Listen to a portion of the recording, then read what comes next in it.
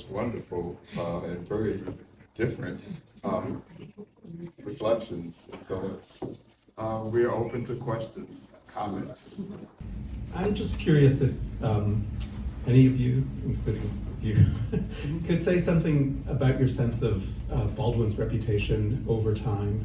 There was a comment about the fluctuations in, in how people thought about him, and just your own reflections about that would be really interesting and helpful.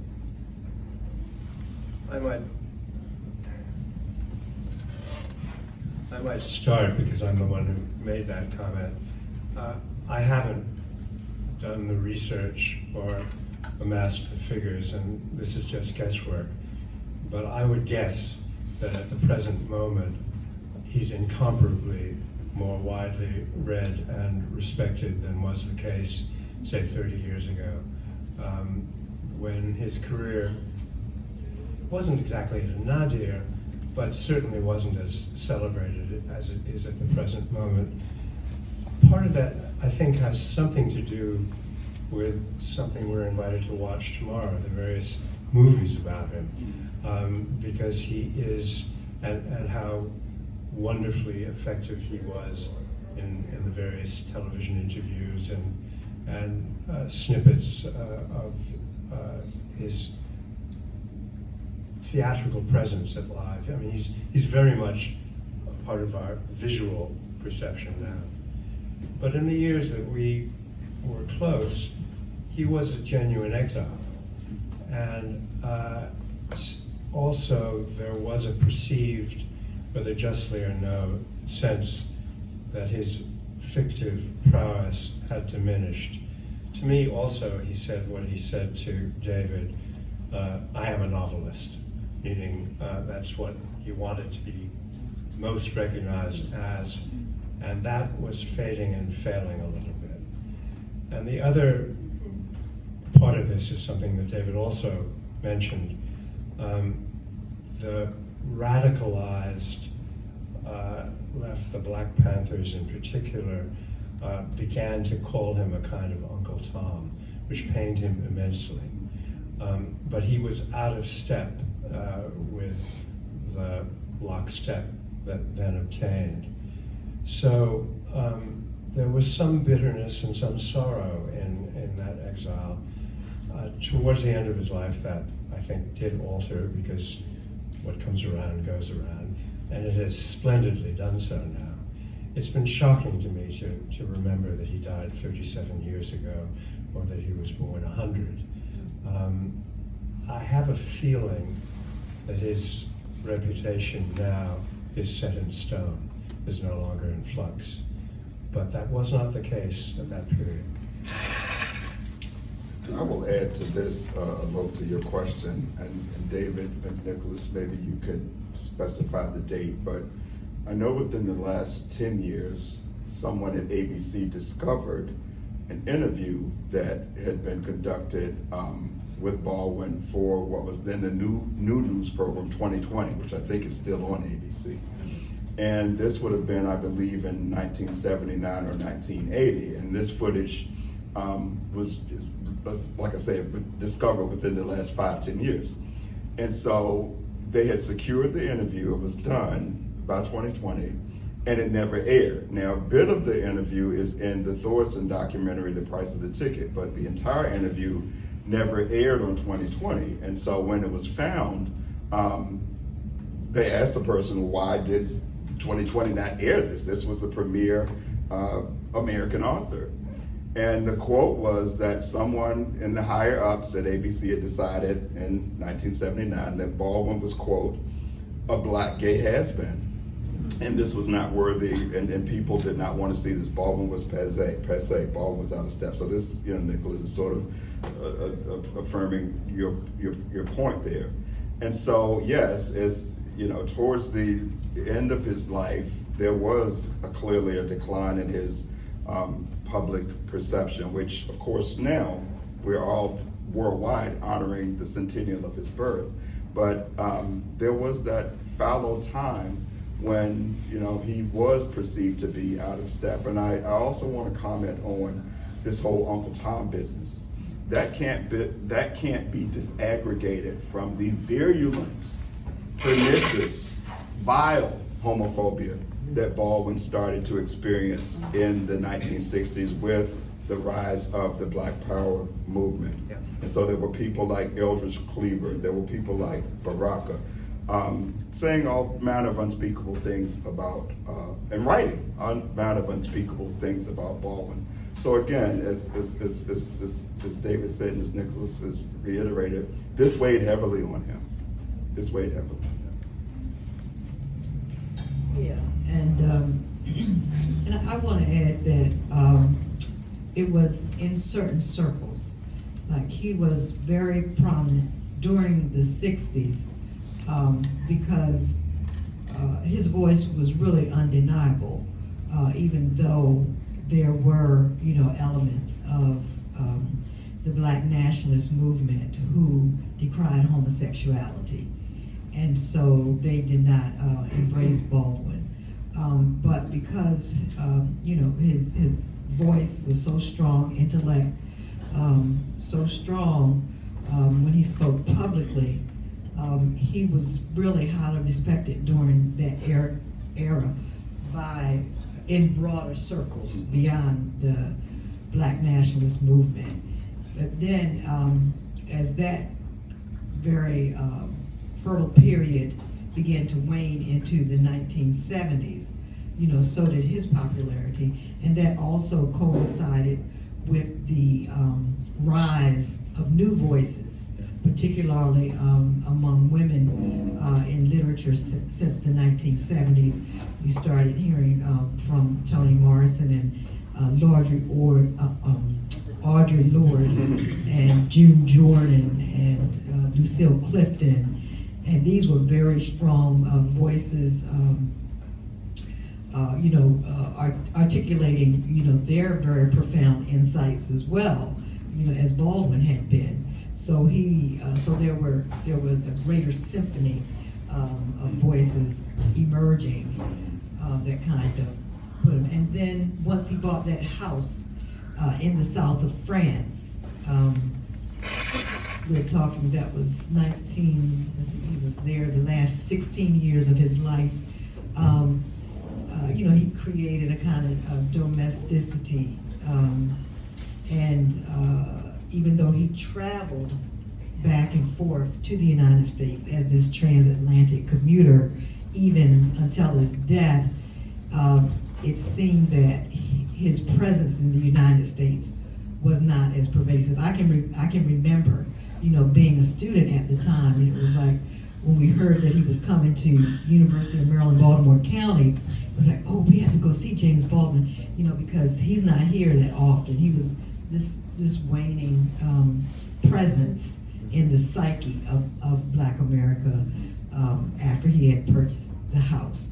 And I think he would come back, he would meet with his family, he would meet with his publishers, and he was doing some teaching, at Amherst and University of California.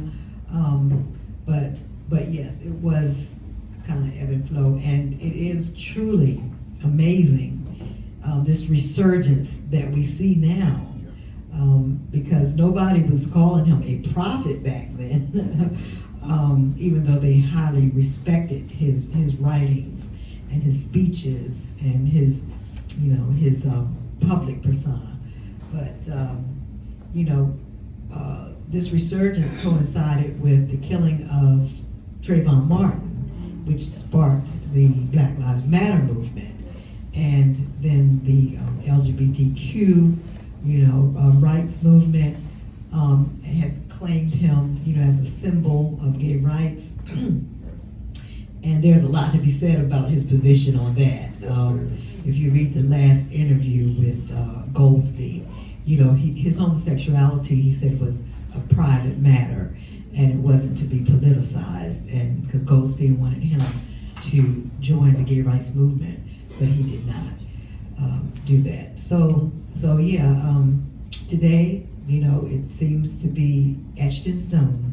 And a lot of times it happens because some people may say the same thing about Martin Luther King.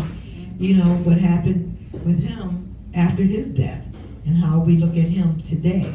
I know many people who, children of people who were around him during his time, and you know, he was Martin, you know, and he was fallible, and he was, you know, a great orator and minister and a great intellect, but he was not the kind of almost demigod figure that we see now.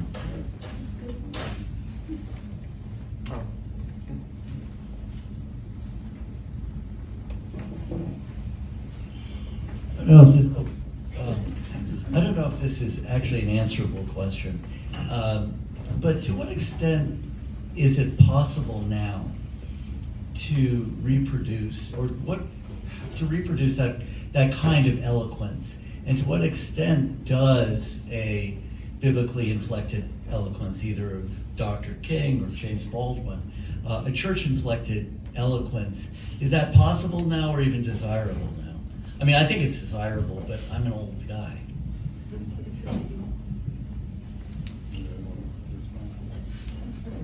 I don't think you could replicate it, because, you know, it's like he said to his sister in that letter, there's only one of James Baldwin, and everything that went into creating him, you know, that eloquence that you spoke of, I mean, you know, began when he was a child preacher, and it was cultivated at DeWitt Clinton High School, a prestigious high school that he attended.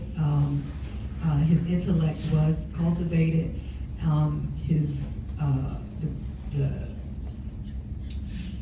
He knew Toni Morrison, you know.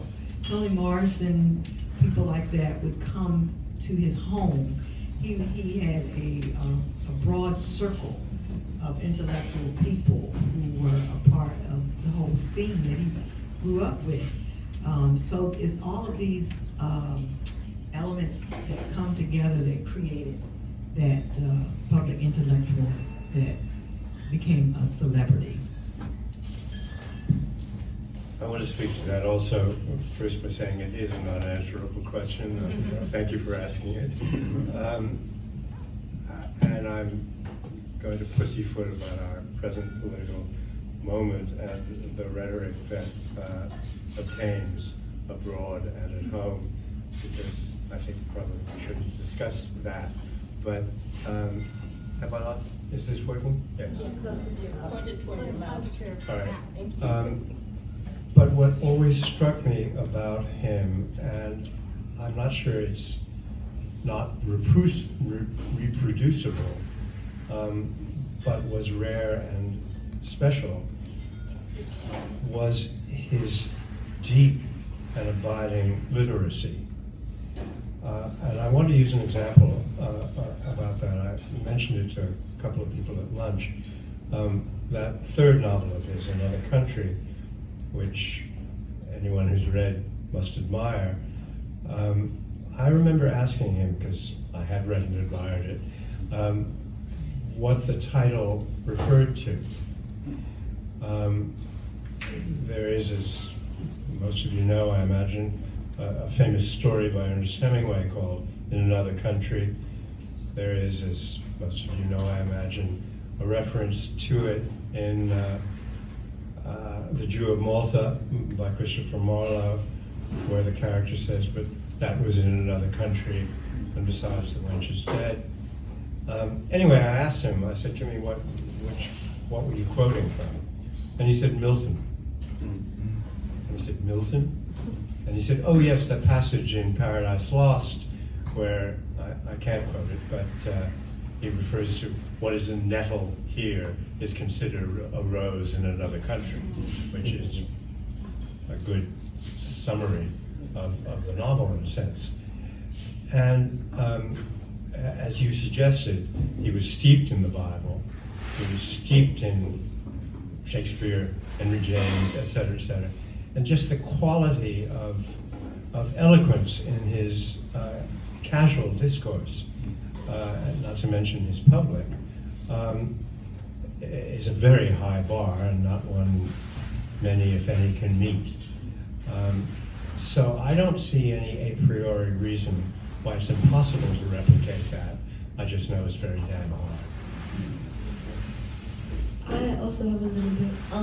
It's not as profound. I don't think. I don't know that much, but I think you can if you try really hard and if you focus your life on it, you can replicate his vocabulary and you can replicate his style and things like that. But you will never have that experience, and you will never have that. You'll never have lived that, and no matter if you go out and have that same experience, it turns out different, and when you write it, it'll mean something different, both to you and to the person reading it. So I think yes and no. I saw right here. No, right there. Thank you. Ken, as I've listened to the various talks about his life, it seems that he must have been also quite adept at managing his finances. And I don't know if anybody could speak to that in terms of how he was able to afford his traveling to explore his curiosities, going back and forth across the Atlantic, living a life in France, and also, given his global recognition now, is his family benefiting from the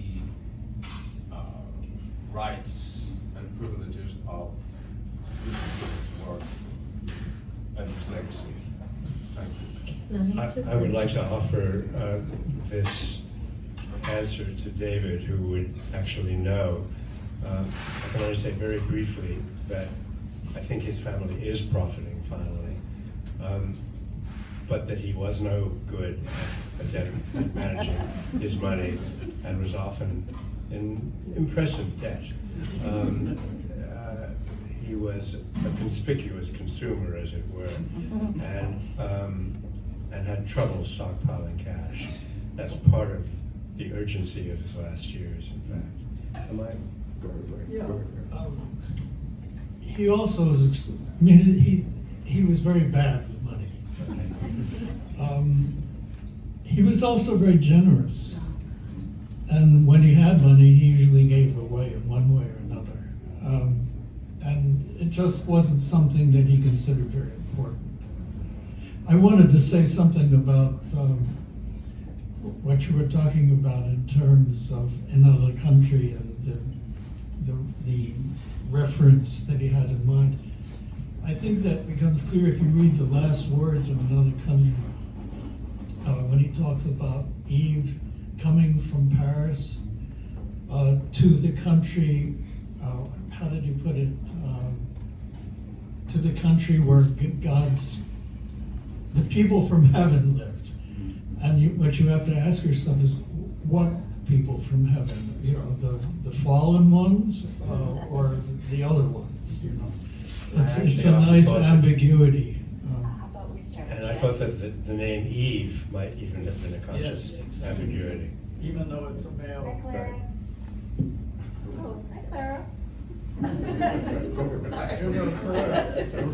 Give me like one moment to remember what I was going to say. Oh, this is a lot of what I'm going to say is going to just be like my personal experience and like my personal thoughts. But I, as someone who is also not very good at managing money, I'm not a planner either. And so if I also didn't really understand the benefit of travel and of different places and all these different perspectives from these different places until recently. And so as like with all of those things wrapped into one, how I would do it is if I had money, I would go somewhere, and that would pretty much be how I lived my life. And so from what has been said, I feel like samesies. And yeah. Other questions? There's one right here. Lola? Good afternoon. You spoke of the at home versus abroad and the rose and the nettle. What nettle experience, what would be your assessment of the abroad nettle experience? I don't know much about, I would imagine that he was most esteemed as a novelist, but that is not all of who he was, and certainly just be curious to hear. Thank you. Again, I'm not sure I can provide chapter and verse, but all of us, of course, know about the nettle that was his experience of America as a child, and why he traveled abroad and settled in France. In part, that was because there was considerably less racism there, and considerably less of a sense of being not so much an outsider as an unwelcome presence. He was very celebrated in France. He was very much a rose. Rose and nettle were Milton's terms, not mine, but it has to do with what is foreign soil and what is the status of a flower in it. To my not so limited knowledge, Jimmy was very much a celebrated presence certainly in Paris and in the South. He liked that, or was more comfortable with that than the reverse. Thank you. Another country also refers, I'm reminded of the Sadat Pequet documentary that was created, I believe that was 1970, in Turkey. And he talks about, in that documentary, Baldwin does, about self-examination again, and how you can see things more clearly from another place, from another country. And so that ties into that thinking and perhaps that selection of that title as well. And it was actually the impetus for the project, for the Baldwin 100 as well, that idea of leaving America to see America. So anyway, next question. The earlier speaker, David, had talked about the Jeremiah and the warnings that he had, and racism as a sickness that was afflicting us. And in America, or Americans, our insecurity about status and where we sit and stand, and always kind of measuring each other up against that. And then finally, just like the destructiveness of our economy and our commercial nature. So all that history that he wanted us to grapple with. I guess when we think about 30 years on, what would there be any sense of a step forward or step back? Or what do you think he would warn us about today, thinking about where we are right now? Well, actually, one of the things that has struck me when I've been looking at his work latterly is how present it is and how little has changed. This attaches to our earlier discussion of his falling out of favor and then coming back into it. It's kind of horrifying, in fact, that most of his descriptions of America from 50 years ago are still the case. As David also said, you could never quite predict what would cause him to get up on his pulpit or his high horse. And I don't really know, I'm not competent to imagine what he would say today if he were surveying the scene. I think Obama's presidency would have pleased him mightily and made a difference, but Lord knows that may have been an evanescent or a fleeting moment for us. And I can only speculate on what rage he would have rendered eloquent, but that he would have said, it's still an issue, I'm perfectly sure. Yeah, I agree with that as well. He would definitely be hammering away the same message about telling the truth and stopping the lies. Yep. This whole notion of banning books and just so much that's happening in our time that is just so blatant. I'm thinking of, it's just all, January 7th and the interpretation of what happened that day, the lies that came forth, and he would just challenge this notion that if you say that something is true so many times, you'll get people to believe it, that a lie becomes the truth. He would be, challenging that, be very vocal about that. But that's what we see going on on the political landscape today. In connection with what you just said and what you said in your talk, and what Nick just said, he would have reminded us, I think this is an actual quote, you can't have your history without mine. If we're going to be honest about who we are and what we are, we have to listen to my history and yours. He would reiterate that it's one history, that it is one history, and we have to stop looking at it as separate histories, You can't even begin to heal if you keep doing this othering thing, that we talked about earlier. It's not the other, we're one. We're all in the same boat. I wonder if he would be struck, I wonder if he would be so mortified that he would be struck silent. And I think that's hard to imagine with James Baldwin, Jeremiah, always on the pulpit. But I think he would be terrified to the point of it being so unspeakable that I think he might be rendered silent. I think. Any other, here's a question here. Questions? His hand has been going up. Before I give it to the next question, I just wanted to say that we will be showing Sadat Pikai's documentary. Yes. It's rare and difficult to find, but we'll show it tomorrow. Yes. In the afternoon at George Mason. So if you would like to know more about it, it is on our website. How to get there and where it is. Yes. We would love to have you. You're Yes. At welcome to 1:30 join and us. 3 o'clock tomorrow, we'll We be showing have- those films. Yes, some of the films that are not available publicly. Shane. This is for Tulani, actually. Being an expert on Baldwin, I'm just curious to know, you know a lot about his history, a lot about his works, and people around him. Are there any big unknowns to you, or things that you've thought about that you can't find or understand about him? That's a good question.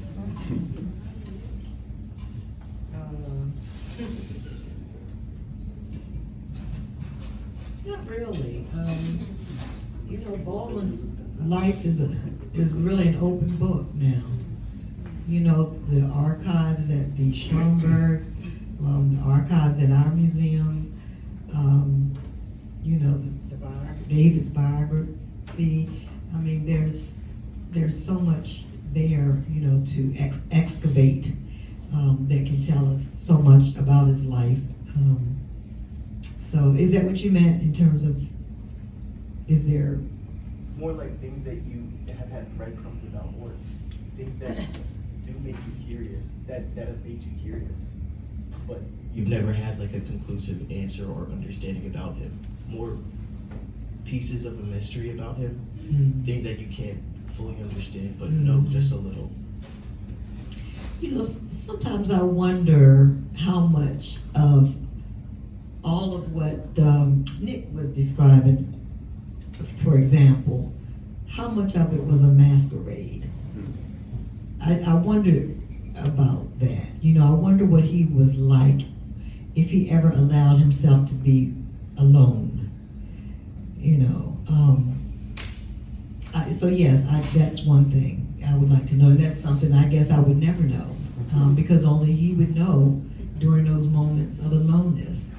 But he always had people around him. He was always orchestrating and parading and writing and thinking and traveling and just busy, you know. But at the same time, he was advocating to stop, slow down, self-reflect, introspect.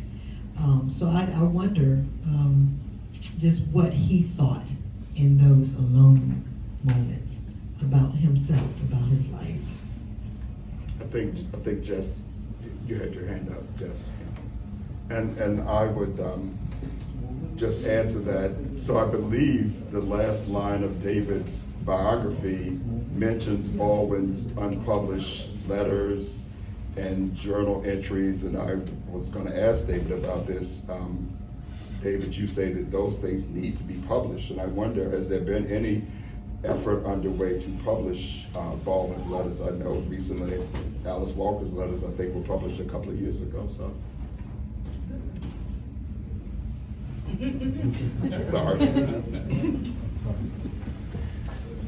It's actually a really good job. I like it. This has been a question now for some time, but gradually, as far as I understand it, the estate has released some of the letters, but with conditions in terms of when they can be read. I think there is a gradual releasing of the letters and journals. Thank you. I mean, I've seen them all because I sorted them. Right. But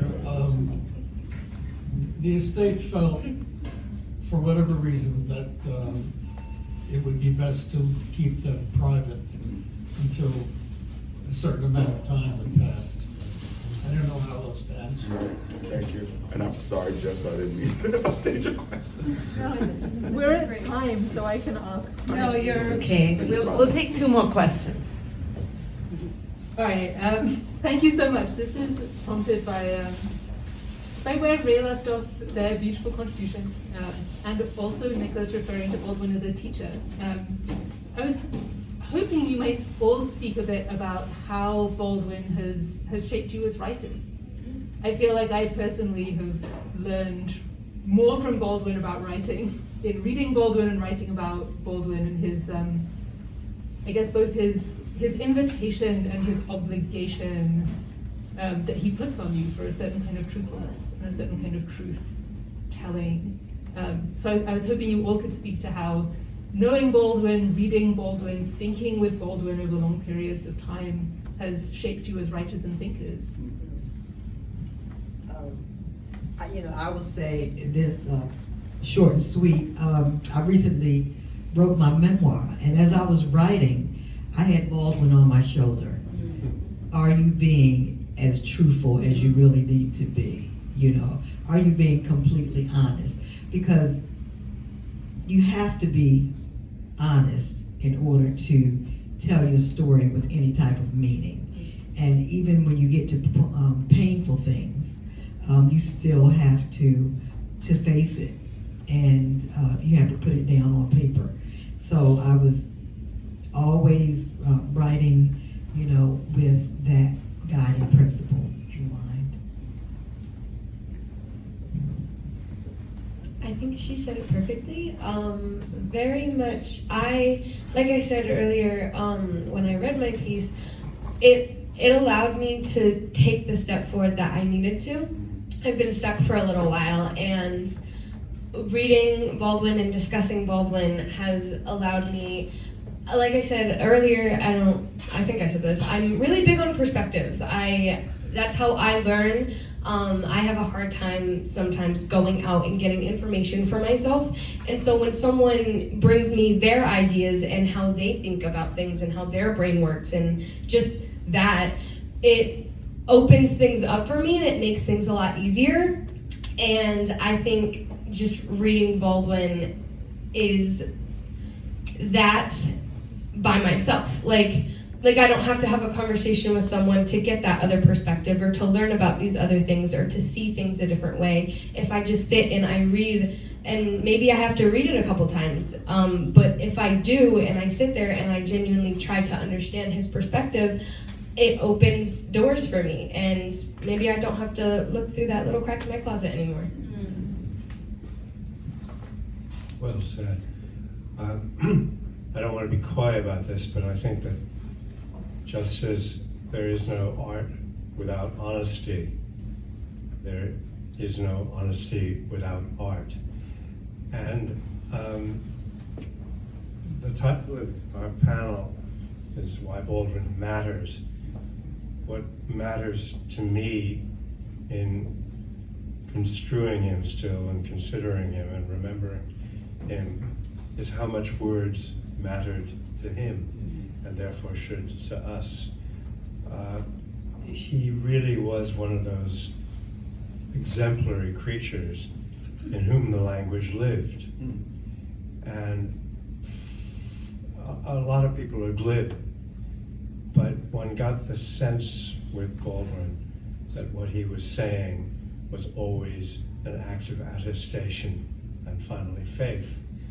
And I don't think you can have any higher standard to aspire to than that. I would like to also add a little bit. I'm sorry, I have a lot of thoughts in my head. But this wasn't the piece that I shared with you all, wasn't the first piece that I wrote for this panel. It's the one that I decided to share because it is the one that helped me move forward. I think that you, like we mentioned earlier, like especially Nick, the honesty, I think, wasn't in my first piece. Like, sure, there were elements that were true and that made me feel right, but the entire piece wasn't honest, and the entire piece wasn't what I needed to share with everyone. And so I think again, discussing him and reading him, rereading him, all of that, it gives me at least the room to grow when I need to and figure out what I need to do to take that next step, I think. And through this process, I think I have been able to kind of ingrain that a little bit more and see results a bit more with that thought process, if that makes sense. So yeah, those are my thoughts. There's a hand here. This will be our last question. Thank you. Thank you very much. This has just been a wonderful afternoon. I was going to leave earlier, but I'm so glad I stayed on. Last night, PBS advertised that there's going to be a season on William F. Buckley. I think it's also his 100th year. And we've talked about Baldwin the writer, but Baldwin the debater. And that video that circulates on, and many young people only know Baldwin through that video on social network. Any views as to how Jimmy Baldwin got into that? Did he seek it out? Was he recruited? Because he was a Jeremiah, he was a fighter in that debate, and he certainly saw himself as the intellectual equal of Buckley, if not superior. He won the debate. He was invited by the Student Association at Cambridge to participate in the debate. And that's pretty much all I know about that. But yes, I know the exceptional presentation that you're talking about.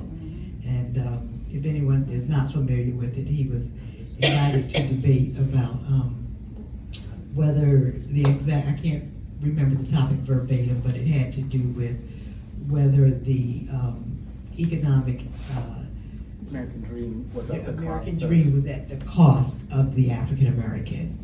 Yeah, and he obviously debated that, it was at our expense. Very well, and he received a standing ovation. Yeah.